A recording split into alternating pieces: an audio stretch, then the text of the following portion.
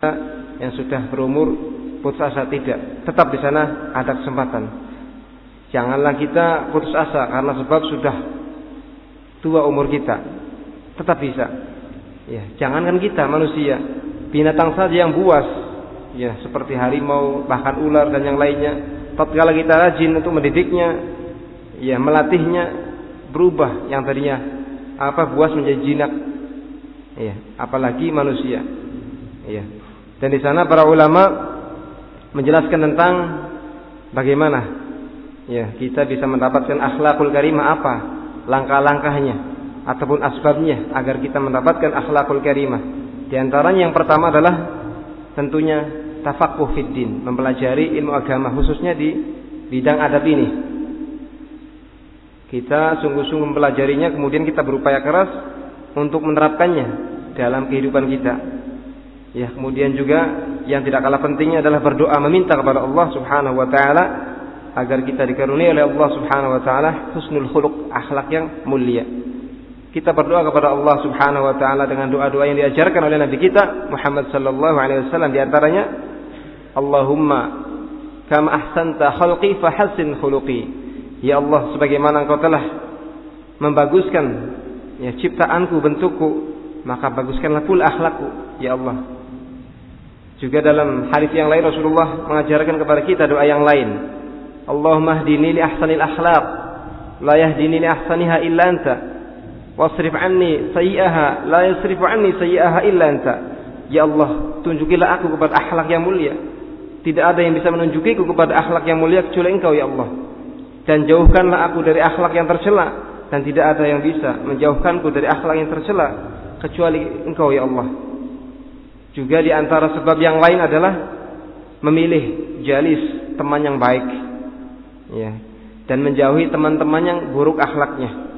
Rasulullah SAW mengumpamakan teman itu seperti pertemanan itu seperti seorang yang dia berteman dengan penjual minyak, dan yang lain seperti yang dia berteman dengan tukang las. Kata Rasul SAW, innama mathalul jalisus salih kahamilil miski wa nafihil kir. Tidak lain, orang yang dia bergaul berteman itu adalah seperti seorang yang dia bergaul dengan penjual minyak. Ini perumpamaan seorang yang dia pintar memilih teman, bisa memilih teman yang baik, yaitu seperti dia yang berteman dengan penjual minyak. Ya, fa imma an tabta' min, ada kalanya kamu membeli minyak darinya, wa imma an tuhdhiyah, dan ada kalanya teman kamu tadi memberi minyak kepadamu, wa imman tajid minhu rihan thayyiba, atau minimalnya kita mendapatkan bau harumnya. Demikian. Dan sebaliknya, kalau kita salah memilih teman, ya kita terperangkap dengan pertemanan yang jelek dan buruk akhlaknya, maka perumpamannya seperti seorang yang dia berteman dengan tukang las. Wa imma an tuhriq thawbak wa imma an tajida rihan khabithah. Ada kalanya ya baju kita terbakar oleh api, dan ada kalanya kita mendapatkan bau yang busuk. Demikian, sehingga kita harus hati-hati di dalam memilih teman kalau kita ingin menjadi orang yang akhlaknya baik, orang yang akhlaknya mulia. Yang dikatakan oleh Nabi SAW, aqrabukum manzilatan yaumal qiyamah ahasinukum khuluqa. Orang yang paling dekat ya manzilahnya, tempatnya nanti di akhirat adalah yang paling baik di antara kalian akhlaknya. Juga dalam hadis yang lain Rasulullah SAW bersabda, "Ma min syai'in yudha'u fil mizan asqal min husnil khuluq." Tidak ada sesuatu pun yang diletakkan di timbangan amal kebaikan yang lebih memberatkan daripada kebaikan akhlak. Ya, fa inna sahiba husnil khuluq la yudrik bi husni khuluqihi darajata al-qa'im was-sha'im. Sesungguhnya orang yang akhlaknya baik itu derajatnya bisa mencapai derajatnya mereka-mereka orang yang rajin puasa di siang harinya dan rajin salat di malam harinya. Bahkan sudah saya sebutkan sebelumnya, terkadang lebih afdol mereka-mereka yang akhlaknya mulia. Kita sering mendapati ya mereka-mereka orang yang Masya Allah rajin puasanya di siang hari, puasa sunnah tentunya. Ya, kalau wajib tidak boleh ditinggalkan oleh siapapun. Juga rajin Masya Allah salat di malam harinya, tahajud, qiyamul lail. Tapi dari sisi akhlak sangat kurang. Ya, baik itu akhlaknya terhadap orang tuanya, terhadap temannya, tetangganya sangat kurang. Maka yang seperti ini kalah bahkan derajatnya dengan mereka-mereka yang akhlaknya mulia. Ya.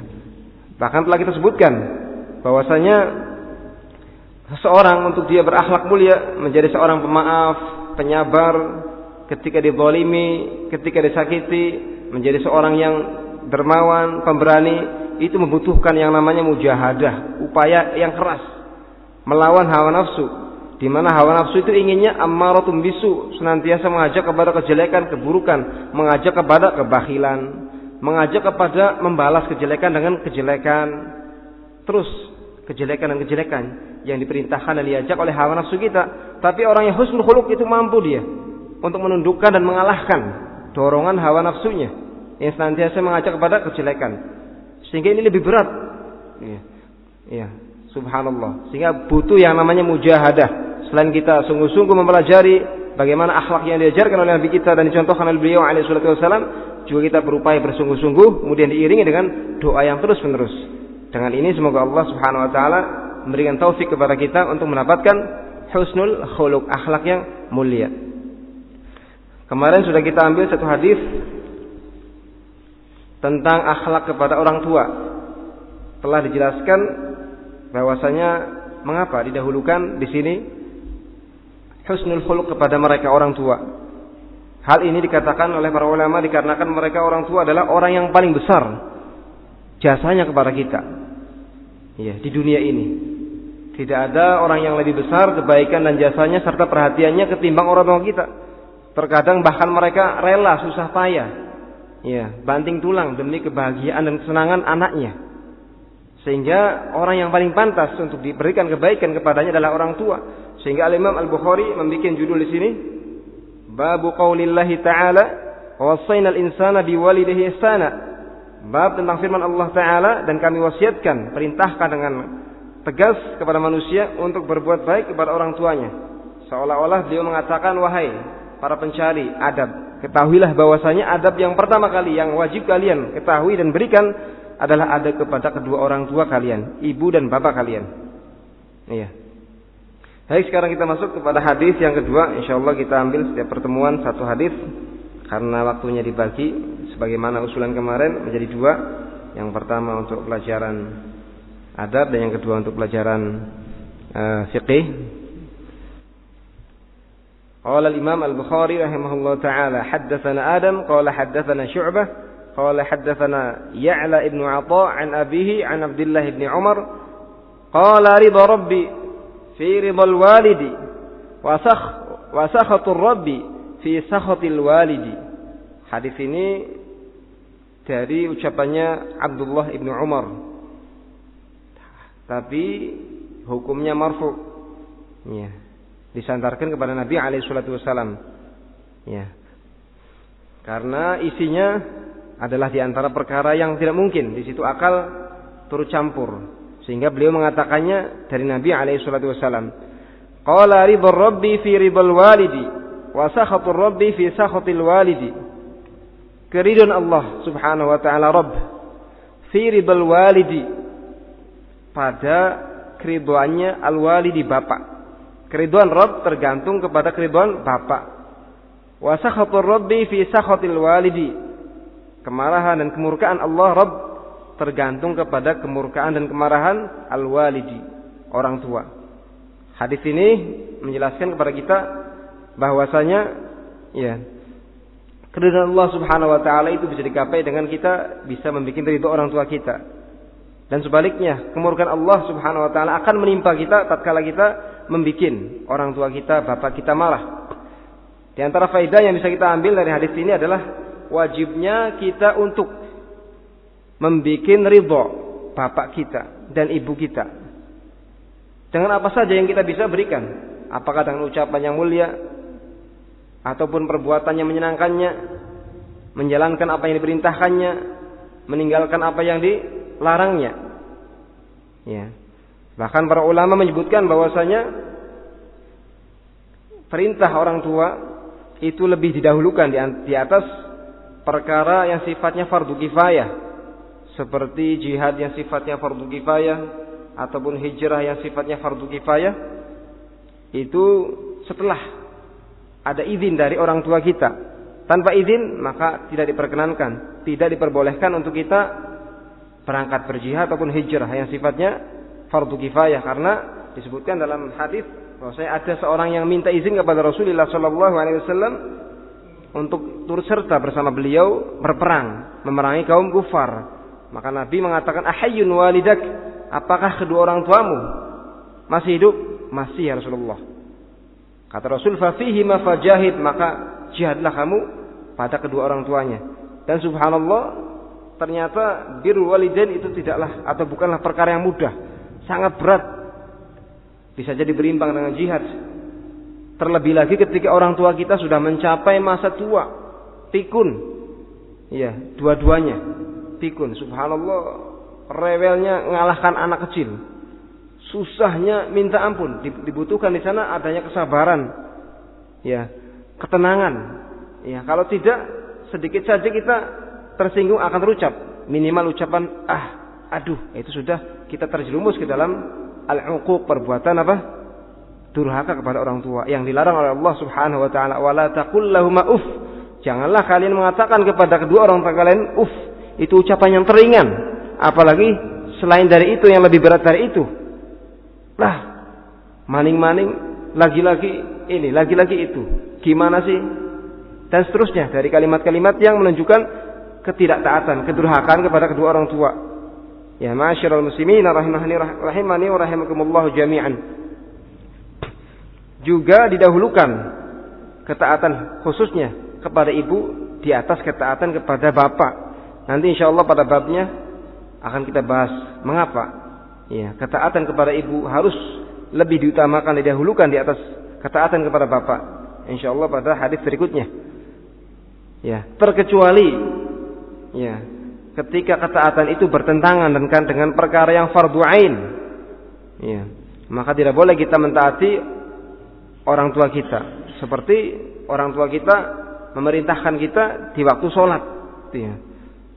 Sana kamu, ya, belanja dulu, nanti aja sholatnya.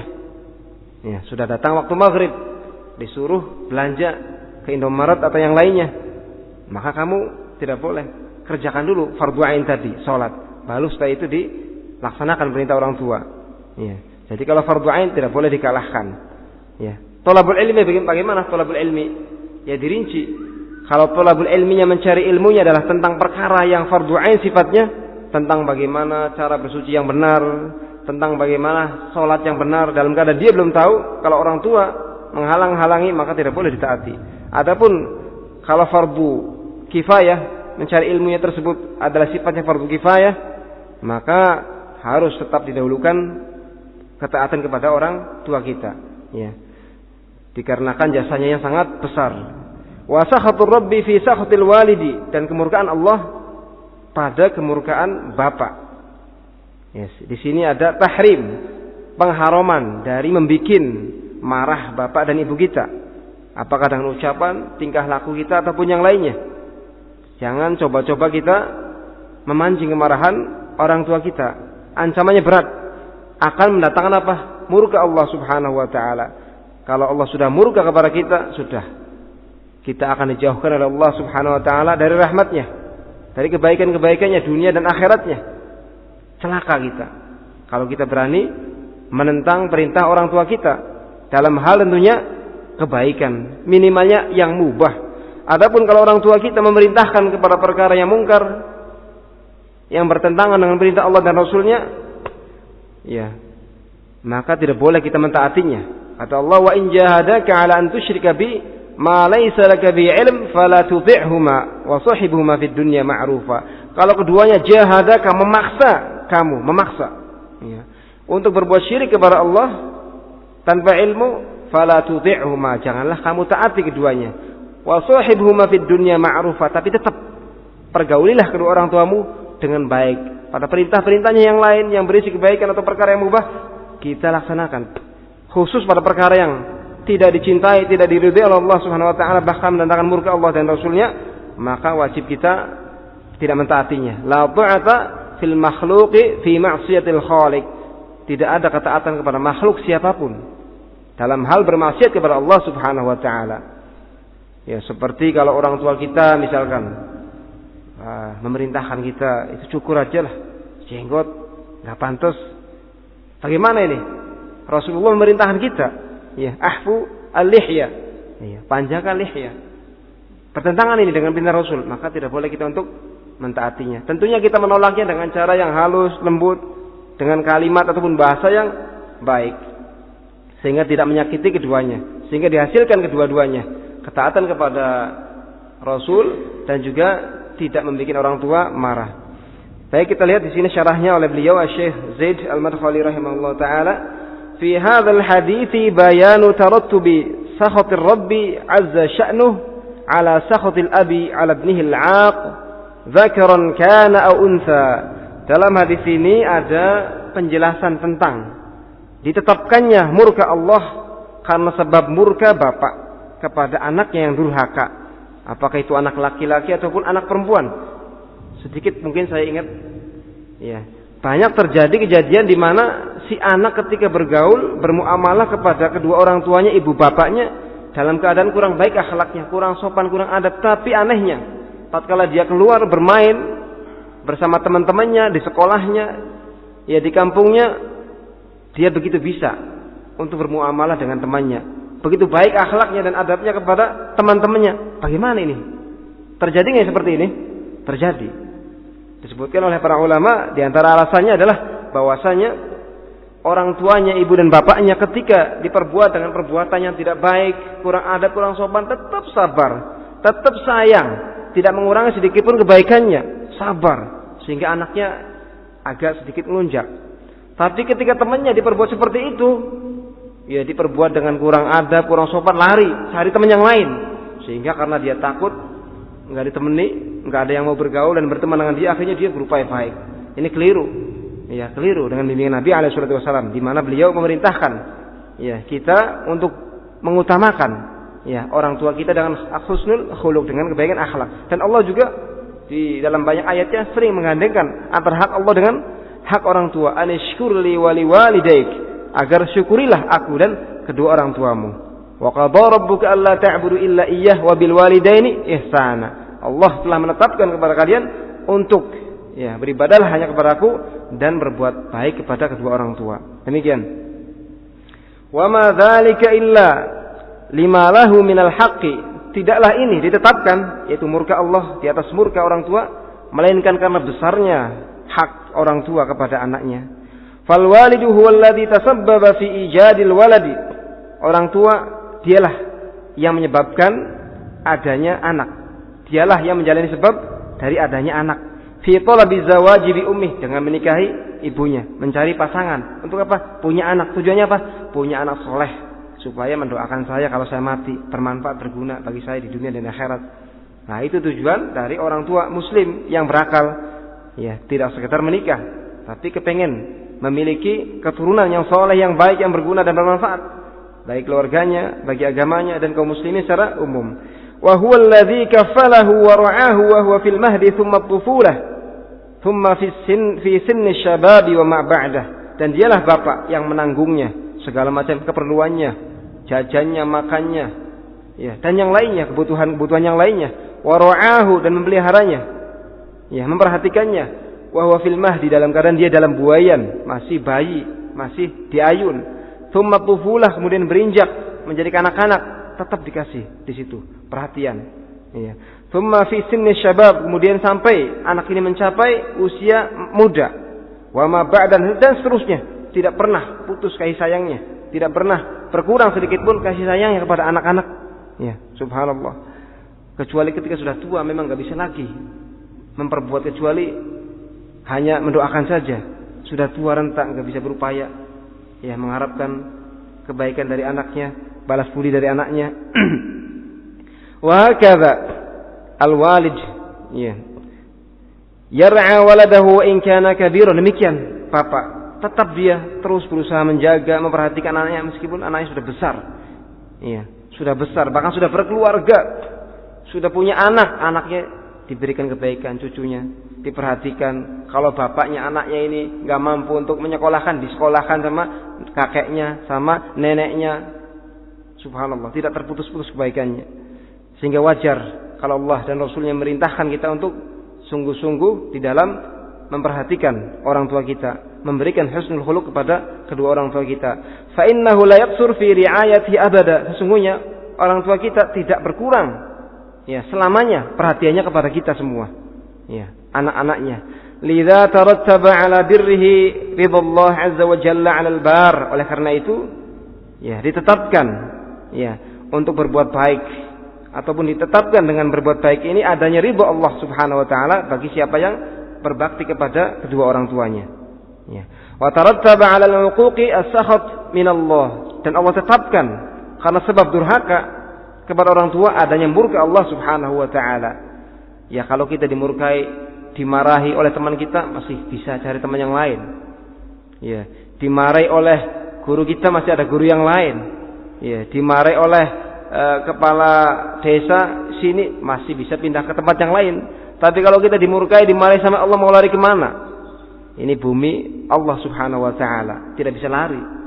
Iya, senantiasa akan menimpa kita kejelekan dan kejelekan, kesengsaraan dan kesengsaraan dunia dan akhirat. Nauzubillah. Ya.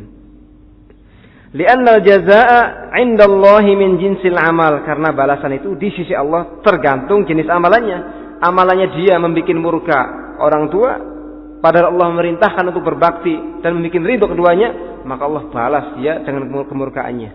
Dan sebaliknya kalau dia bisa membuat ridho orang tuanya, maka Allah pun ridho kepadanya. Itu al-jazaa'u min jinsil amal. Balasan itu sesuai dengan amalannya. Wal ma'ruf 'indan nas anna al-walid al-aqil yarda min waladihi walau bil yasiri min al-birr. Dan yang sudah diketahui, sudah ma'ruf di tengah-tengah manusia, di tengah-tengah kita bahwasanya orang tua kita, ibu bapak kita yang akil, yang cerdas, yang muslim, yarda, rela, ridho menerima dari anaknya meskipun dengan sedikit kebaikan.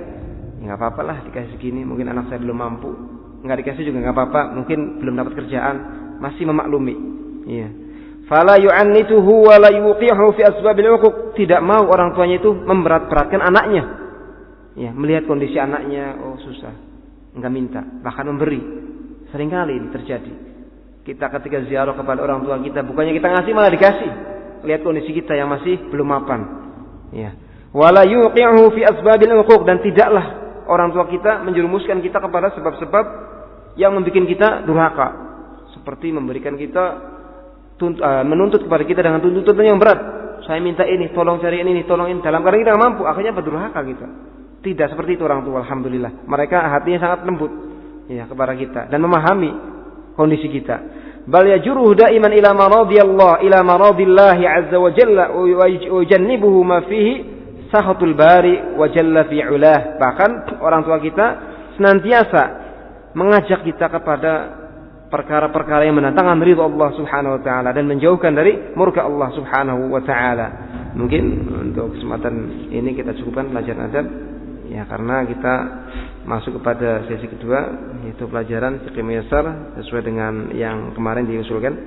Ya, billahi taufik.